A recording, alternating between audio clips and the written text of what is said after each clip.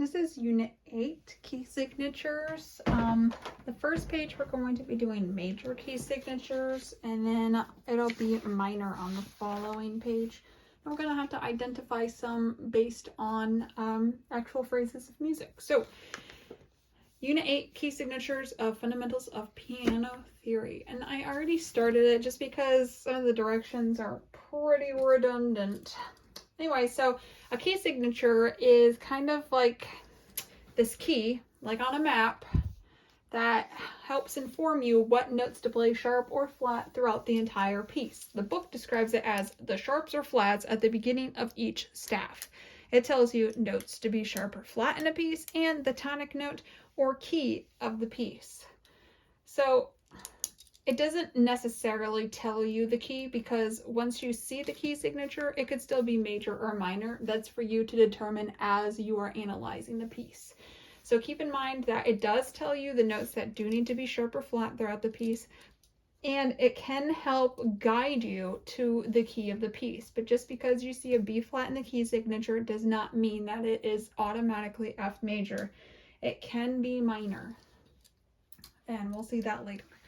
So C major is no sharps, no flats. So when you're playing a C major scale, it's all white keys. G major is one sharp.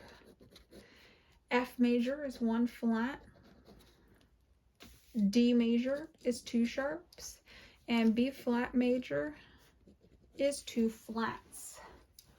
Okay, so now we have on the second page, we have to draw out our key signatures, but if you do not draw them on the right line or on the right space, then it's going to indicate that a different note needs to be played either sharp or flat.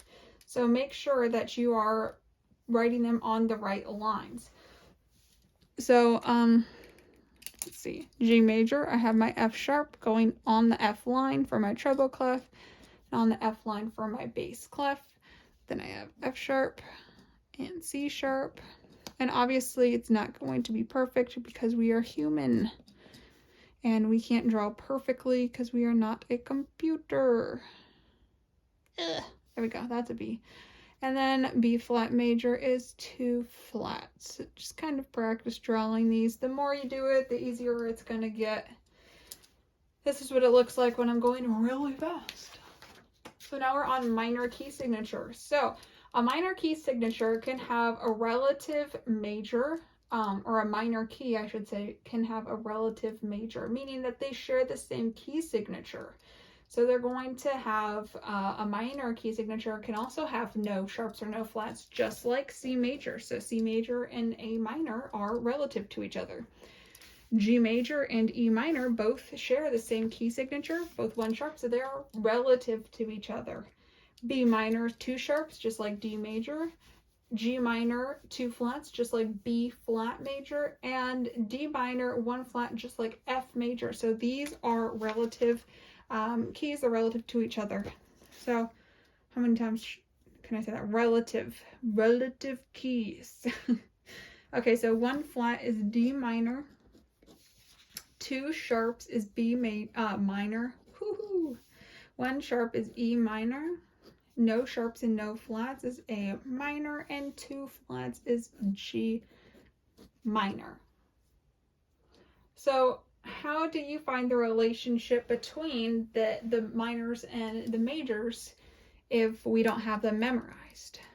Well, it doesn't tell you this yet, but you could go to the 6th scale degree. So 1, 2, 3, 4, 5, 6. So if I'm in the key of C major, C, D, E, F, G, A. Oh my goodness, A is my relative minor. They share the same key signature.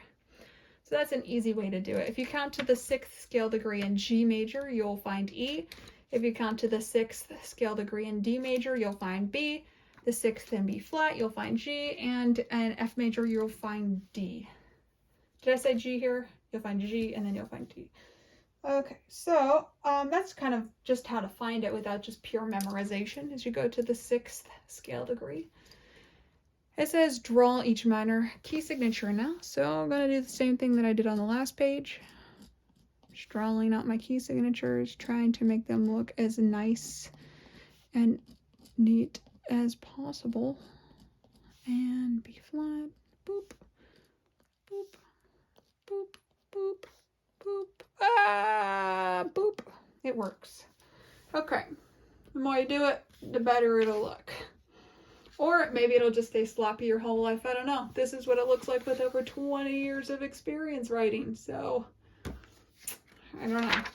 Hopefully it'll get better. So now we have to determine what our key is based on these passages. So we can play these. I'll play a couple. But I kind of just want to show you how to just look at a piece of music and determine whether or not it's major and minor. So obviously you can look at the key signature, like what they said. Look at your key. There's one flat here. So we know it can either be F major or D minor.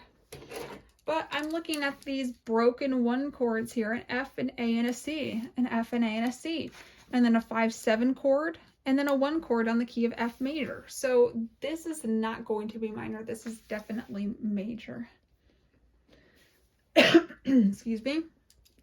This has nothing in its key signature. It can either be C major or A minor. So I have an A, C, and an E. The root is A. That's A minor. And it ends on an A. That's a big one here. It ends on an A. This is definitely A minor. Here we have 2 sharps. We have, let's see, going down to D, going down to the root of D. We have a 5/7 chord, and we have a D major chord ending on. So that's definitely D major. We can look at 5-finger patterns as well in this too, not just broken triads or blocked triads. Here we have 1 sharp in our key signature, so it can either be G major or it can be E minor. So we have an E minor broken chord and we end on an E minor triad. This is definitely E minor. I'm going to play the next one for you so you can use your ear and be able to figure out whether or not it's major or minor. So I can read the music upside down. And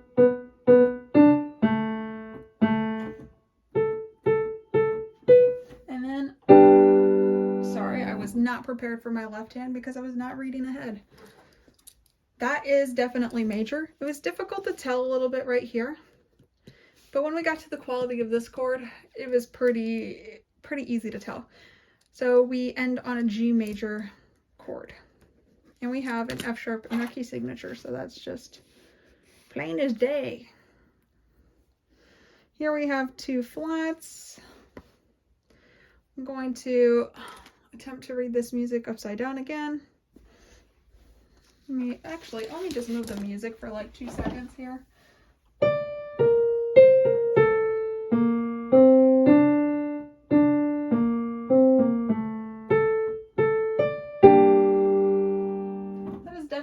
A lot kind of spookier, more mysterious. Not really, doesn't feel quite comfortable. That's going to be a minor key. We end on a minor triad, and this is going to be G minor. So that's how you can use your ear to be able to tell you, does this seem like really solid, happy, marching, or does it seem like uncomfortable, uneasy, moody, any other type of adjective that you would like to use to describe major or minor. I think there's a lot more adjectives to describe minor than major. Here we end on a 1 chord and we have a B flat in the key signature. So it's either going to be F major or D minor, but because it ends in a minor 1 chord, we end on D, and we have a bunch of D 5-finger scales happening here. This is definitely D minor. And the last one, we have 2 flats. And you could think to yourself, well, obviously it's going to be B flat major because we already did 2 flats and it was minor. But let's just try. We have a B flat and an F here. I don't know, I read that as broken. You're missing the 3rd, so that's really. And we have a B flat 5-finger scale, B flat 5-finger scale, ending on a 1 chord. This is totally B flat major.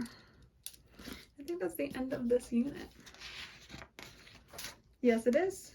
Next is primary triads.